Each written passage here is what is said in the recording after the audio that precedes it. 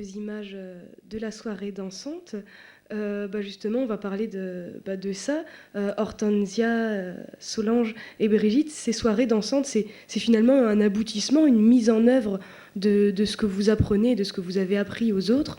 Alors, qu'est-ce qui vous attire dans ces soirées? L'ambiance, est-ce que vous avez confiance en vous?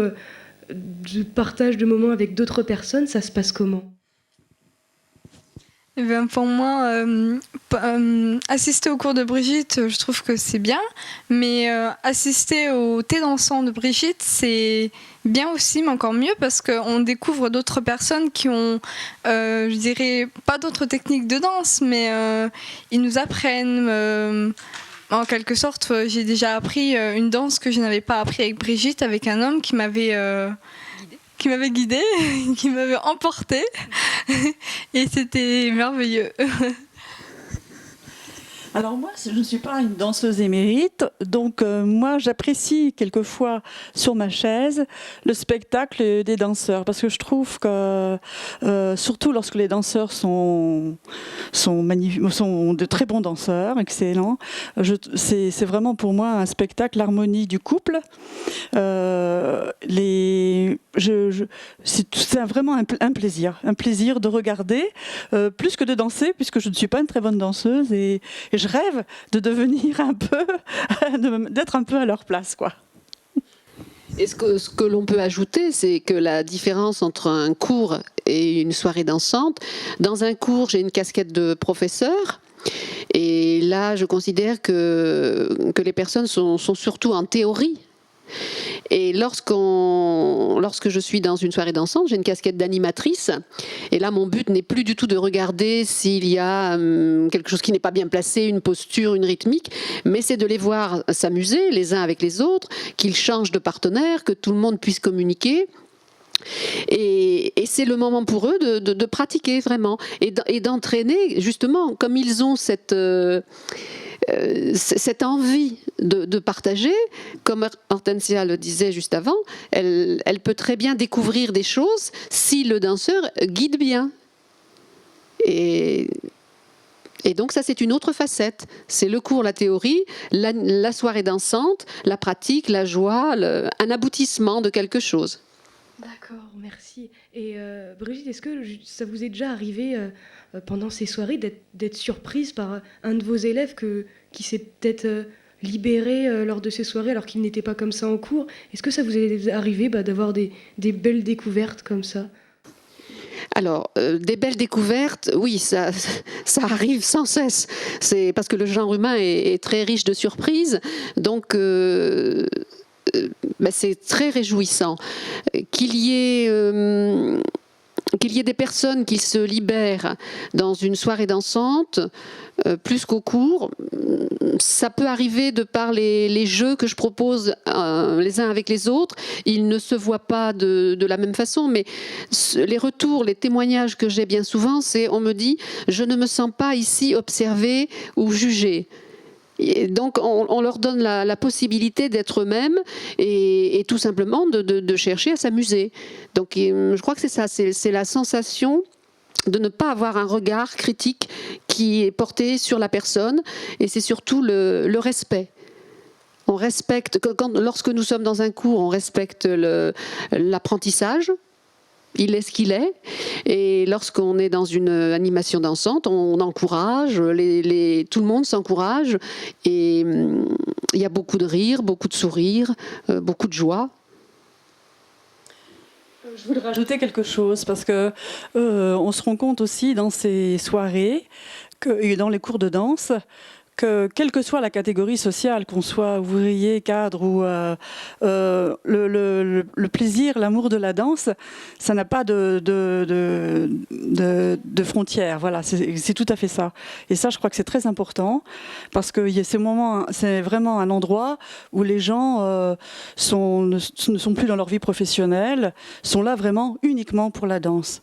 Peut-être encore plus dans le tango, mais ça, je l'ai découvert aussi et apprécié.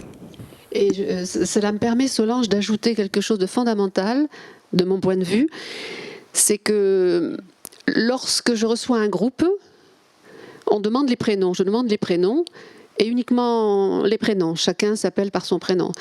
Et c'est un endroit, cette salle de danse, qui réunit, et c'est sans doute l'un des seuls endroits, au moment où je parle, qui me vient à l'esprit, où des personnes se rencontrent, vont se côtoyer, vont se toucher, parce qu'ils se touchent plus qu'ils ne se parlent, sans connaître leur métier. Et cela veut dire que différentes couches sociales, c'est le seul endroit où différentes couches sociales vont se rencontrer, vont s'apprécier. Sans ce cours de danse, ils ne se seraient peut-être jamais croisés, jamais regardés. Et ça, personnellement, sur le plan sociologique, je trouve ça vraiment fort intéressant. Parce que chaque être humain s'appelle Solange, Hortensia, Marc, peu importe le prénom, mais il n'y a pas on ne juge pas par rapport à une compétence professionnelle, mais simplement par la capacité qu'on va avoir de communiquer l'un avec l'autre, et encore une fois, de communiquer entre hommes et femmes. Et quel regard on va porter sur ce mouvement qui va être mis en musique. Et moi j'ajouterais aussi, enfin Hortensia pourra me le confirmer, c'est la seule adolescente qui est dans ce cours et elle est tout à fait acceptée par les adultes comme une des leurs, hein, donc je crois que tu le ressens de cette façon-là. Oui, je le ressens d'ailleurs quand je dis aux amis que je fais de la danse à deux, ils me regardent en se disant mais qui c'est, mais ils devraient découvrir parce que c'est vraiment quelque chose d'exceptionnel. C'est un autre horizon qui s'ouvre en fait. Et ben, ça donne envie de faire de la danse à deux, tout ça, ouverture, réunion. Lancez-vous les jeunes. Tout de suite, une petite mise en bouche avec un clip vidéo, c'est parti.